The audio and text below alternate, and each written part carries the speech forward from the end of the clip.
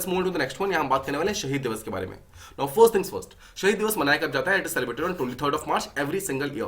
Now it is called as martyrs day, या फिर इसे सर्वोदय दिवस कहते हैं, सर्वोदय दिवस, ठीक है। नाउ देखिए एक और दिन होता है, that is called as martyrs day. Now martyrs day एक शहीदी दिवस होता है, that is celebrated on 30th of January।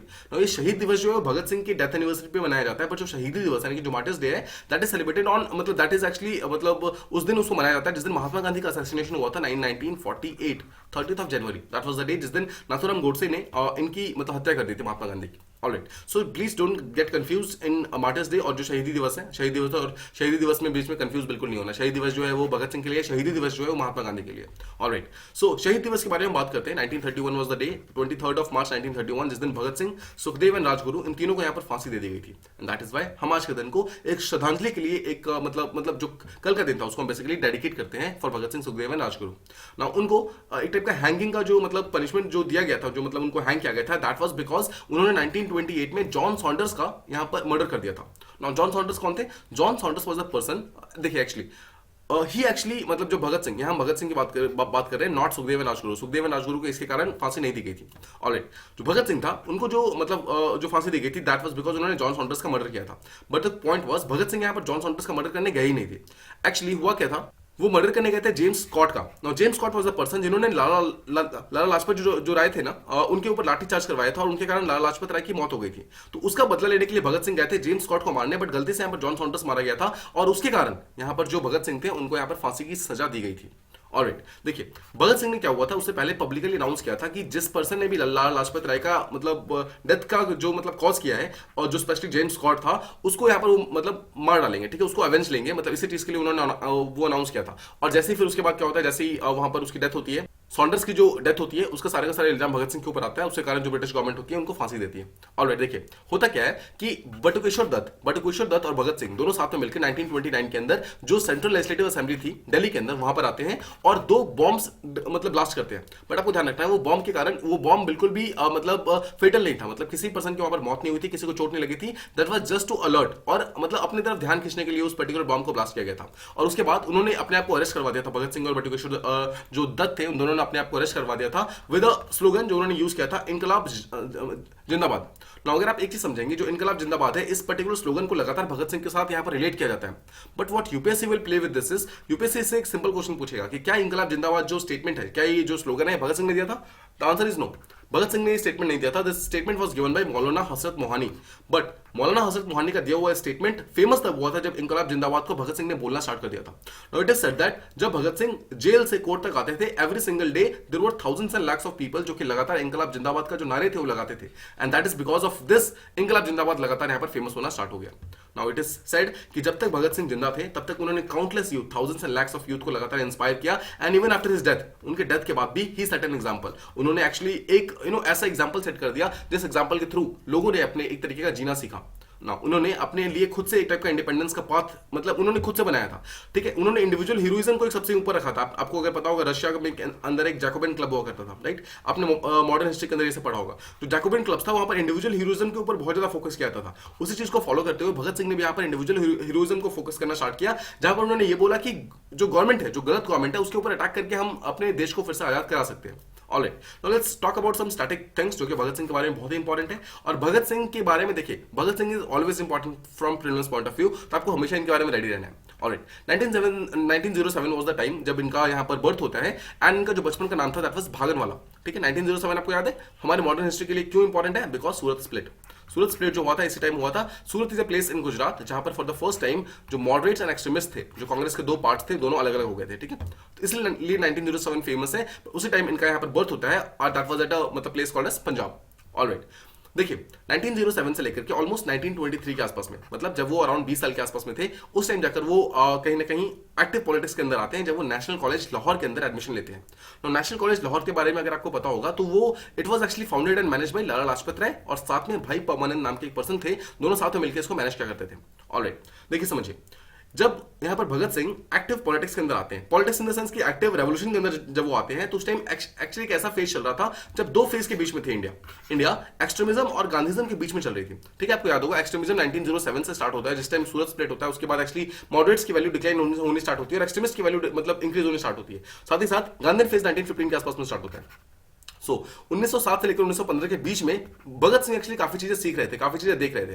Then there was a time of 1919 1919 में आपको पता होगा क्या हुआ था, Jallianwala Bagh incident happened. Jallianwala Bagh incident it is said कि ये इसने एक बहुत बड़ा गहरा छाप जो था भगत सिंह के ऊपर छोड़ दिया था, and that is because of this 1919 incident, Jallianwala Bagh incident के कारण ही Bhagat Singh decided to jump into this particular thing, जो कि इंडिया फ्रीडम स्ट्रगल का जो पार्ट था उसके अंदर जंप करने का उन्होंने डिसाइड किया, and actually he decided to settle things in his own way, and that is why उन्होंने अलग अलग चीजों को स्टार्ट करना। 1923 के अंदर उन्होंने नेशनल कॉलेज लाहौर को यहाँ पर ज्वाइन करते हैं, और उसके बाद उन्होंने क्या किया, देखिए अगर आप नेशनल कॉलेज के बारे में जानते होंगे तो उससे पहले बहुत सारे ब्रिटिश इंस्टीट्यूशन जो थे जिसके अंदर इंडियन स्टूडेंट्स वगैरह पढ़ा करते थे, बट उससे उनको स्वदेशी की इन्फॉर्मेशन वगैरह नहीं मिलती थी, इंडिया स्पेसिफिक इन्फॉर्मेशन नहीं मिलती थी। तो स्वदेशी कॉलेज एंड जो स्कूल्स था वो बहुत सारे इंडियन नेशनलिस्ट ने स्टार्ट किया, उसमें से एक थे लाला लाजपत राय, जिन्होंने ये national college of Lahore start किया था, और इसी चीज के अंदर यहाँ पर जो भगत सिंह था उन्होंने अपने आप को एनरोल कराया था, उसके अंदर उन्होंने पढ़ना स्टार्ट किया था। ऑलराइट, 1924 वाज द टाइम जब वो कानपुर जाते हैं भगत सिंह, और वहां पर वो हिंदुस्तान रिपब्लिकन एसोसिएशन उसके मेंबर बनते हैं।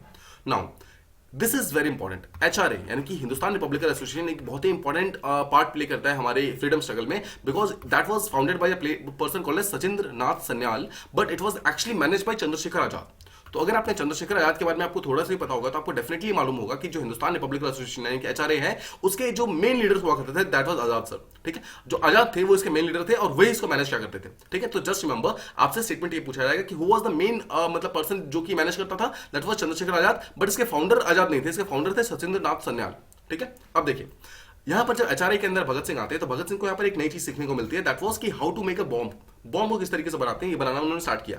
And there was a person called as Bhagwati Charan Vohra. Bhagwati Charan Vohra माने जाते हैं कि बंगाल के थे, and he was actually very very expert in bomb making, and उन्हीं से उन्होंने भगत सिंह ने एक्चुअली बॉम्ब बनाना सीखा। और यहाँ तक भगवती जो चरण वोहरा थे उन्होंने एक किताब लिखी थी फिलोसफी ऑफ द बॉम्ब, इसके अलावा उन्होंने 2 किताब और लिखी थी, मैनिफेस्टो ऑफ नौजवान सभा। नौजवान सभा के बारे में हम 2 मिनट में बात करेंगे, बट जस्ट रिमेंबर कि भगवती चरण वोहरा ने मैनिफेस्टो ऑफ नौजवान सभा लिखी थी, और बाद में मैनिफेस्टो ऑफ एचएसआरए। नाउ देखिए we are not talking about HRA, we are talking about HSRA. इसका भी जो बुक लिखी थी that was also written by Bhagwati Charan Vohra only. तो इसके बारे में हम दोनों चीज के बारे में हम थोड़ी देर में बात करने वाले हैं। इसके अलावा देखिए भगत सिंह का मानना ये था कि ना ही मॉडरेट से, ना ही एक्सट्रीमिज्म से, ना ही गांधीज्म से, बट अगर हमारे देश को मतलब आजादी मिल सकती है that can be only through armed revolution. मतलब इंडिविजुअल हीरोइज्म की जरूरत है, बहुत सारे लोगों को यहाँ पर बाहर निकलना होगा, और जो ब्रिटिशर्स रिस्पॉन्सिबल है गलत के लिए उनको वहां पर उसकी पनिशमेंट देनी होगी। उसके लिए 1925 में क्या होता है, भगत सिंह लाहौर वापस आते हैं। देखिए अभी कहां पर थे वो, आपको याद होगा 1923 के अंदर जब उन्होंने एचआरए ज्वाइन किया था तो ही वाज इन कानपुर, ठीक है। तो कानपुर से लाहौर वापस आते हैं। लाहौर आप जानते हैं लाहौर उनका बर्थ प्लेस टाइप था, ठीक है। वहां पर आते हैं, वहां पर एक प्लेस वो मतलब एक न्यू मतलब बॉडी बनाते हैं दैट वाज कॉल्ड एज नौजवान भारत सभा। देखिए जैसे मैंने आपको पीछे बताया, भगत सिंह जो थे वो मॉडरेट्स, एक्सट्रीमिस्ट और गांधीज्म तीनों से ही मतलब 100% सेटिस्फाइड नहीं थे। उनका ये मानना था कि मॉडरेट से भी पूरी तरीके से हमें आजादी नहीं मिल सकती है, एक्सट्रीमिज्म से नहीं मिल सकती है, और गांधीज्म से तो मतलब भी नहीं मिल सकती है। इसलिए उन्होंने नौजवान यानी कि जो जितने भी यूथ ऑफ द कंट्री थी उन सब का एक टाइप का भारत सभा बनाया। That was a kind of a militant youth organisation. मतलब उन्होंने बोला कि अब हम सिर्फ चुपचाप बैठ के कुछ नहीं करेंगे, वी विल अटैक। इस तरीके से 1925 में भगत सिंह ने चीज स्टार्ट की। 1926 में भगत सिंह ने सोहन सिंह जोश नाम के एक पर्सन के साथ मिलकर एक टाइप का workers and peasants party launch करते हैं। और उसके थ्री जो सोहन सिंह जोश थे उन्होंने एक टाइप का मंथली मैगजीन स्टार्ट किया दैट वाज कॉल्ड एज कीर्ति, जो कि पंजाबी के अंदर ये मैगजीन स्टार्ट किया गया था। बाद में भगत सिंह ने इस पर्टिकुलर मैगजीन के अंदर लिखना स्टार्ट कर दिया। तो समझिए ये मैगजीन बहुत ही इंपॉर्टेंट है भगत सिंह की लाइफ से, बिकॉज 1927 में for the first time Bhagat Singh को अरेस्ट किया जाता है। That was because of Kakori case. अगर आपको काकोरी केस के बारे में पता होगा तो क्या हुआ था, काकोरी में एक बेसिकली ट्रेन था जो कि गवर्नमेंट ट्रेन जा रही थी, उसको लूट लिया गया था बाई सम पर्संस, ठीक है। और राम प्रसाद बिस्मिल, चंद्रशेखर आजाद, ये सब वो लोग हुआ करते थे जिन्होंने इस चीज को लूट लिया था। उसके कारण जितना भी गवर्नमेंट ट्रेजरी था उस सबको लूट करके अपने रेवोल्यूशनरी एक्टिविटीज के अंदर लगाया था, मतलब पैसों के लिए बेसिकली चीजों किया गया था। That was very very important, ये बहुत ही इंपॉर्टेंट इंसिडेंट था हमारे इंडियन फ्रीडम स्ट्रगल के लिए। हुआ क्या था, काकोरी केस में के मतलब सपोर्ट में बहुत सारे लोगों ने आर्टिकल्स लिखे थे। तो भगत सिंह ने भी एक स्यूडोनेम यानी कि एक फॉल्स नेम जिसका मतलब अपना नाम रखा था विद्रोही, विद्रोही के नाम के तले मतलब उन्होंने अपना एक आर्टिकल लिखा था। उसी आर्टिकल के तहत उनको अरेस्ट कर लिया गया था, मतलब एट द प्रिटेक्स्ट की उन्होंने शायद ये आर्टिकल लिखा है, इसलिए उनको यहाँ पर फॉर द फर्स्ट टाइम 1927 के अंदर उसको अरेस्ट किया जाता है, ठीक है। अब देखिए इसके अलावा जब 1927 के अंदर उनको अरेस्ट किया गया ना, उनको यहाँ पर इस चीज के लिए भी रिस्पॉन्सिबल ठहराया गया कि आपने बॉम्ब एक्सप्लोजन किया है एट लाहौर ड्यूरिंग द जो दशहरा चल रहा था उस टाइम बॉम्ब एक्सप्लोड करने का भी इनके ऊपर इल्जाम लगाया गया था, बट दैट वाज रॉन्ग। ये चीज बिल्कुल सही नहीं थी। Alright, now let's talk about 1928। 1928 आते आते उनको जेल से रिलीज कर दिया जाता है, और तब आकर वो सबसे पहला काम है क्या करते हैं, कानपुर के अंदर वो आते हैं। एंड जो प्लेस एचआरए नाम मतलब बोली जाती थी, हिंदुस्तान रिपब्लिकन एसोसिएशन बोली जाती थी, उसका नाम उन्होंने चेंज करके सोशलिस्ट वर्ड इसके अंदर ऐड कर दिया। मतलब now the name was HSRA यानी कि Hindustan socialist Republican association, and that became very very important. 1930 के आसपास में क्या होता है, चंद्रशेखर आजाद को यहाँ पर ब्रिटिशर्स गोली मार देते हैं, मतलब ही वॉज शॉट। एंड इसके कारण एचएसआरए जो था वो पूरी तरीके से कोलैप्स हो गया, बिकॉज आपको याद होगा पीछे कि जो एचएसआरए था उसके पूरे जो मेन लीडर थे that was Chandrashekhar Azad himself, तो उनको जब मार दिया गया तो इसके कारण एचएसआरए जो था वो पूरी तरीके से फिनिश हो गया। अब द क्वेश्चन वाज कि क्या एचएसआरए खत्म हो गया तो उसके कारण क्या जितने भी यूथ वगैरह थे उनका प्लेटफॉर्म खत्म हो गया? नो, उनका प्लेटफॉर्म पूरी तरीके से खत्म नहीं हुआ, because HSRA was now replaced by the Bhagat Singh की पार्टी, यानी कि इसका नाम क्या था, नौजवान भारत सभा। जो नौजवान भारत सभा नाम का जो ग्रुप था जिसके अंदर ऑलरेडी बहुत सारे यूथ एनरोल्ड थे, वो अब इसके अंदर रिप्लेस करती है पंजाब के अंदर इस चीज को, मतलब वो इस चीज को कैरी फॉरवर्ड करना स्टार्ट करती है आर्म रिवेलियंस वगैरह को।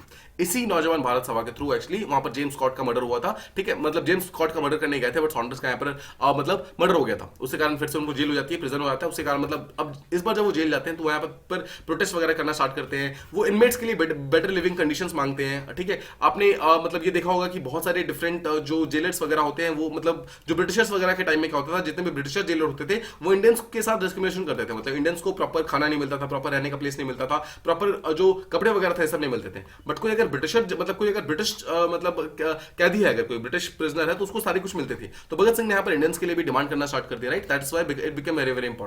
इसके अलावा मतलब इसके कारण क्या हुआ, जब उन्होंने लोगों के लिए करना स्टार्ट किया और स्पेशली जब उन्होंने सोशलिस्ट नाम रखा था, सोशलिस्ट का मतलब होता है कि जहां पर सारी की सारी चीजें लोगों की हो जाती है, ठीक है, मतलब सोशलिज्म की तरफ हम जाते हैं, तो वहां पर क्या हुआ, जो पब्लिक थी उसकी सिंपैथी मिलनी स्टार्ट हुई उनको, ठीक है। उसके बाद क्या होता है 1930 के आसपास में उनको there was a person called as Jatin Das, जो कि उनके फ्रेंड हुआ करते थे। 1929 में एक्चुअली 1929 में जतिन दास ने एक्चुअली एक टाइप का मतलब फास्ट स्टारवेशन रखा, मतलब उन्होंने भूख तक हड़ताल रख लिया, ठीक है, एक टाइप का हड़ताल रखा था बिकॉज ऑफ मतलब बिकॉज बहुत सारे कैदी ऐसे थे जिनको अच्छे कंडीशंस वगैरह नहीं मिला करते थे, मतलब अच्छा खाना पीना नहीं मिला करता था। इस चीज के अगेंस्ट में भगत सिंह और जतिन दास दोनों साथ में मिलकर एक टाइप का मतलब हंगर स्ट्राइक रखा था। बट इस पर्टिकुलर हंगर स्ट्राइक को पूरी तरीके से झेल नहीं पाए जो हमारे जतिन दास थे, और उनको सितंबर 1929 के अंदर उनकी डेथ हो गई। बट इसके बाद बावजूद भी जो भगत सिंह थे उन्होंने अपना जो हंगर स्ट्राइक था उसको यहाँ पे कंटिन्यू किया। बट 2 years लेटर यानी कि 1931 में the date was 23rd of March, जिस दिन भगत सिंह को कन्विक्ट कर दिया गया और उनको हैंग कर दिया गया at the age of just 23।